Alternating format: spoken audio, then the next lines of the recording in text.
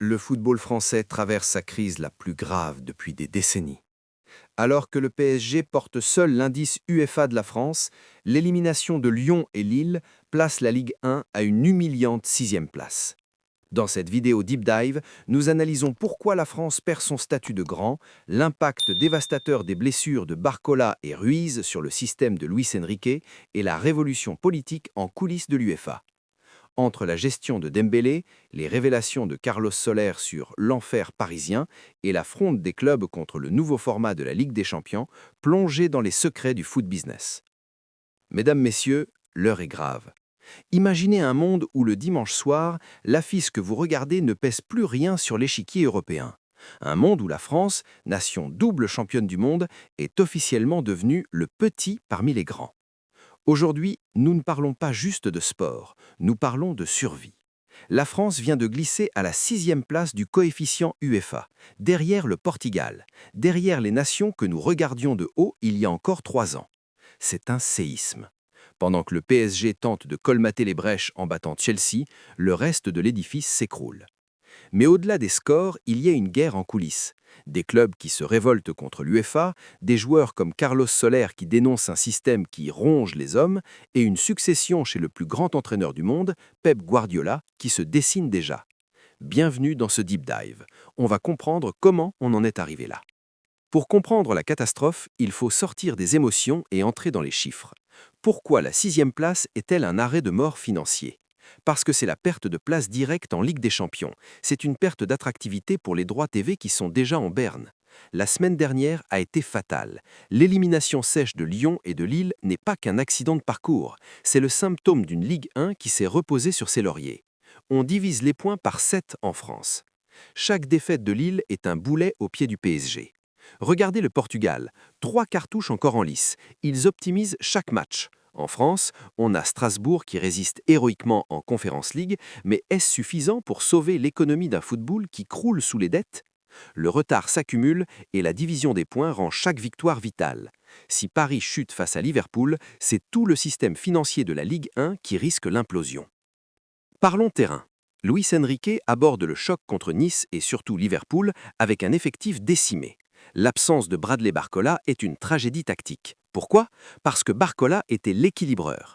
Dans le système asymétrique d'Enrique, Barcola est celui qui étire les blocs bas, celui qui permet à Mbappé ou Dembélé d'avoir des espaces intérieurs.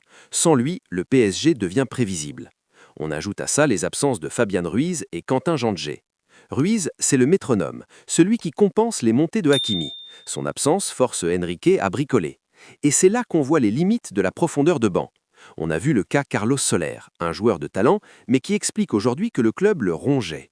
Cette instabilité psychologique et tactique au sein du milieu de terrain parisien est le talon d'Achille avant d'affronter le monstre Liverpool. Liverpool, où même sans Salah, la structure reste immuable.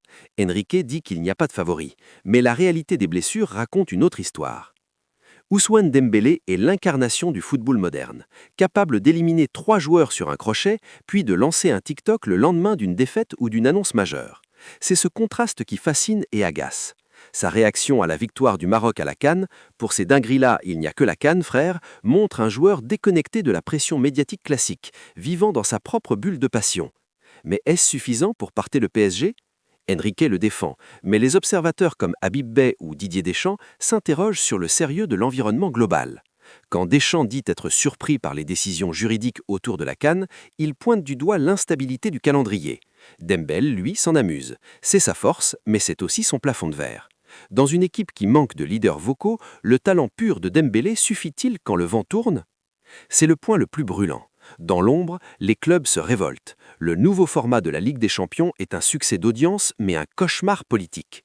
Actuellement, il existe une protection nationale. On ne peut pas voir un PSG-OM ou un Real-Barça en phase de ligue. Les clubs anglais, qui sont 6 cette année, saturent le tirage. Conséquence, les autres équipes comme le PSG héritent systématiquement de groupes de morts. La Fronde demande la fin de cette règle. Imaginez, un classico dès le mois d'octobre. Pour les fans, c'est Noël. Pour les ligues nationales, c'est la fin de leur exclusivité.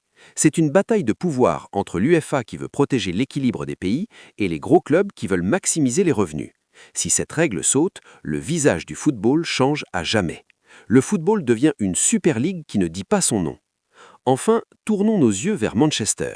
Un cycle de 10 ans se termine.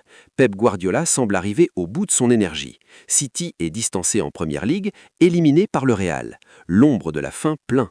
Et l'héritier est déjà dans la famille. Michel, l'entraîneur de Girona, membre du City Group, apprend l'anglais, peaufine sa philosophie de jeu attractive, il se sent prêt.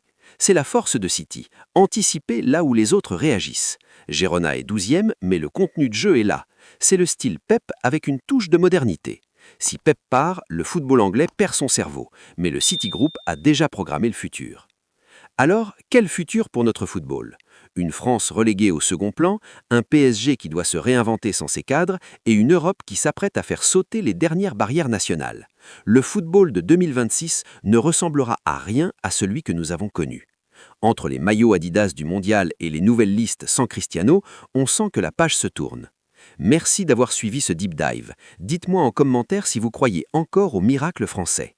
On se retrouve demain pour une nouvelle analyse. C'était Foot Chrono. Ciao.